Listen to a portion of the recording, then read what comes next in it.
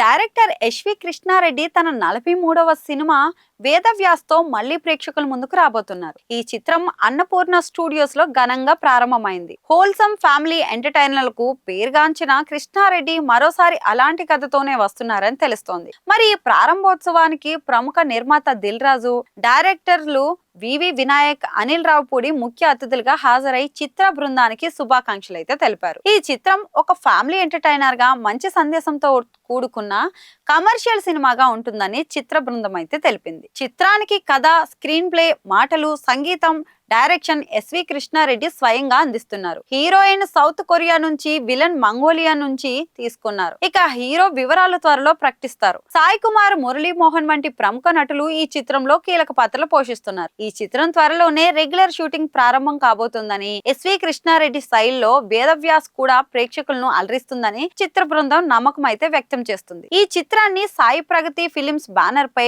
ప్రముఖ వ్యాపారవేత్త, కాంగ్రెస్ పార్టీ నాయకుడు కొమ్మూరి ప్రతాప్ రెడ్డి నిర్మాతగా ఆయనకు ఇది తొలి సినిమా. సినిమాపై ఉన్న మక్కువతో ఈ ప్రాజెక్ట్ ను మొదలు పెట్టానని ప్రతాప్ రెడ్డి తెలిపారు. మరి ఈ సినిమాతో సౌత్ కొరియా నటి జున్ హ్యూన్ జీ తెలుగు చిత్ర పరిశ్రమకు హీరోయిన్ గా పరిచయం అవుతున్నారు. ముహూర్తపు షాట్ లో దిల్ రాజు ఆమెకు బొకే ఇచ్చి స్వాగతం పలికారు.